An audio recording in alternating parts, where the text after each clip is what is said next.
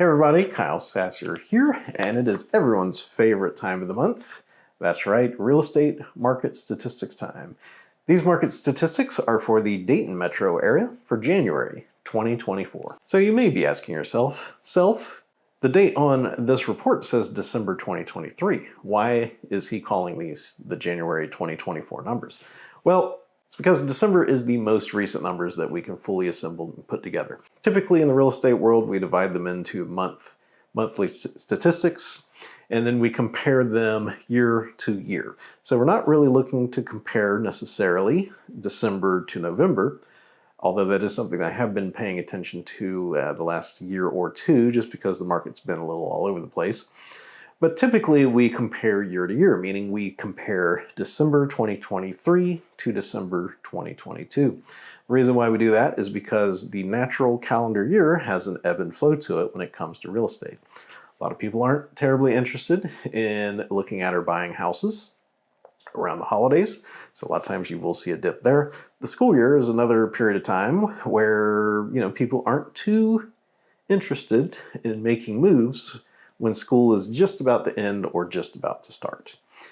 So because of that, if you compare, October to September or May to June, there will always be a big dip just because the vast majority of people aren't looking to make moves in those months.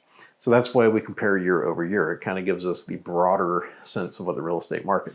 The other truth is real estate usually doesn't move that fast price-wise. The last few years have been a little bit of an exception on that note, but generally speaking, prices don't usually move that much. So I'd like to take you back to a previous math class and explain the difference between average and median sales prices. So average sales price is you take the number of homes that have sold, you add up all of those prices, you divide it by the total number of homes sold, that gives you the average. Median sales price is a little bit different. Median sales price is, let's say that you have 20 homes that sold. The median is the point at which there are 10 homes that sold for more and 10 homes that sold for less.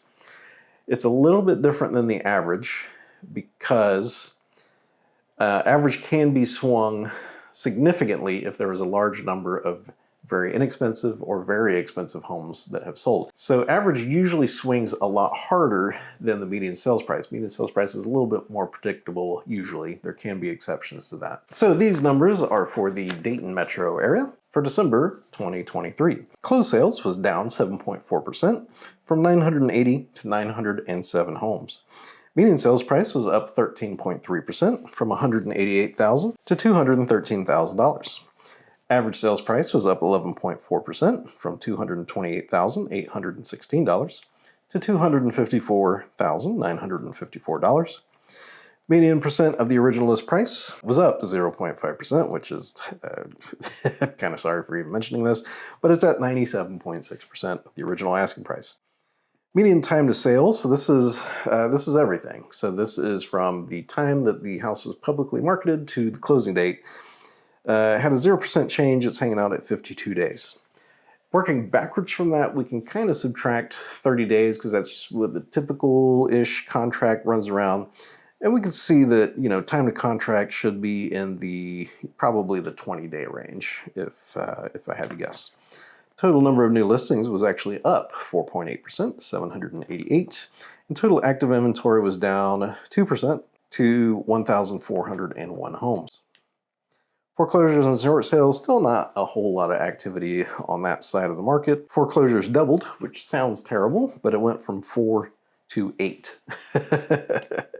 And short sales, there was a grand total of 0 of those in the Dayton Metro area in December 2023. Now, our median home price has been bouncing around a little bit, basically between $215,000 and $230,000 for the last 9 months. So April, it was $215,000, May it was $224,000, June $230,000, July $235,000. And that was our new record median home price. And that was in the face of extremely high interest rates. August went down to $233,000, September $225,000, October $225,000, November $220,000, and December $213,000. Now I do like to touch on the different price points because $1 million house sells on a little bit different time frame than a $400,000 house. It's not that the process of selling a $1 million house is all that different, despite what a lot of people would try to have you believe. You know, the actual techniques to effectively sell a $1 million house are about the same as what I use for a $200,000 house. The main difference is the buyer pool for a $1 million house is a lot smaller. 150 to 200,000 was down 15.3% to a total of 182 sales. 200 to 250 held pretty steady at lost 1.5%, 128. 250 to 300 also held steady. It's down 1.1% to 93. 300 to 400,000 climbed 23.5% to 147. 400 to 600,000 went up 3.4% to 90, and 600 to a million went up 50% to 33. Number of new listings were up a pretty good chunk in most price points, except for the $100,000 to $150,000 price range, which was down 16.8% to 134. Most everything else was up, 15 to 25%. So 200 to 250,000 was up 15.4% to 105. 300 to 400,000 was up 25.7% to 93. 400 to 600,000 was up 30.5% to 77. And 600 to a million was up 87.5% to 30. So those are the Dayton Metro stats. So overall here, what does it look like is going on? Well, I've been building this theory for the last, 6-7 months. And so far, everything is following along with kind of what I would expect. So 2024 does look like it's probably going to be a repeat of 2023. Here's my reasoning. 1, overall, we have fewer homes for sale in general in 2024 than we did in 2023. The number of buyers is down, but the number of new listings is also significantly down. So we're really not seeing this large mismatch where, we're not building 300 or 400 homes of inventory every month. And you really need that sort of mismatch to where you really start to see price declines. That's also backed up by the time to contract numbers, which are hanging around in 20 to 30 days. That is very much seller's market territory. If I had went to somebody in 2018 and told them, hey, time to contract is 20 to 30 days, everyone is going to think they're lucky stars, because as a homeowner, it makes selling a home relatively easy. We don't usually see a buyer's market until we get up to, 45, 50, 60 days. And at the end of the day, the core problem is still one of supply. We cannot expect to see significant price reductions until inventory drastically outweighs demand. And there's a few reasons for that. Primarily, homeowners don't like selling homes for less money than last month. So the natural inclination is always to try to get a little more money than other stuff has sold for. The only time you start to see significant price slides is when everything is hanging on the market for a month. It is when everything is hanging around on the market for a couple months. At that point, sellers become willing to compromise. They sell for a little less, and then it the cycle starts repeating itself on that slide. If you had come to me in 2019, 2020 and said, hey Kyle, in 2023, interest rates are going to touch 8%. What do you think that's going to do to home prices? I would say it's going to be a catastrophe. Basically demand's going to crater, prices are going to slide significantly. It's going to be terrible. That's not what happened. What happened is we set new record sales prices.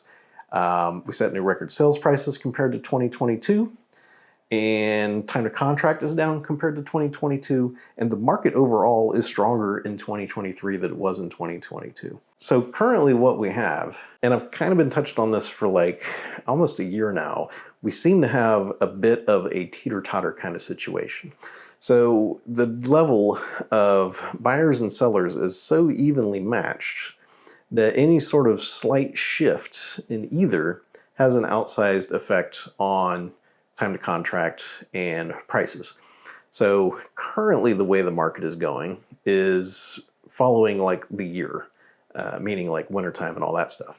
So in the winter, we usually have fewer people interested in buying, so demand drops. We start building inventory up and prices start to slide. Wintertime has been a very good time to buy for the last year, for the last 2 years in a row. Including this year. Like if you're thinking about buying right now, it is a phenomenal time. But we're only building like 50, 100, 200 homes every month. Like it is a slow build on inventory. It gets to the point to where prices start to slide a little bit, but it's not enough to cause like a cascade. Then what happens? Springtime rolls around. Buyers come back because they're looking to make, fresh lives, new improvements, all those things. And then they rapidly chew through the inventory that is built up. Things start to get pretty tight again, and then prices climb in the late spring and summertime. That's exactly what happened in 2023. 2024, the setup seems even stronger than 2023 just because of where our inventory numbers are. Just overall, there's fewer homes for sale now than there was in 2022. So that seems to be how things are shaping up. There's a lot of reasons why the number of new listings and supply is so low. New home starts are still, even after the Great Recession, the crash of 2008, the number of new home starts dropped by like 80%, and we have still only recovered to mid-1990s levels of new construction. So we have that deficit that we have built up over the years. And the secondary piece is just not as many people are selling houses, like for a variety of reasons. Maybe they have it as an investment home.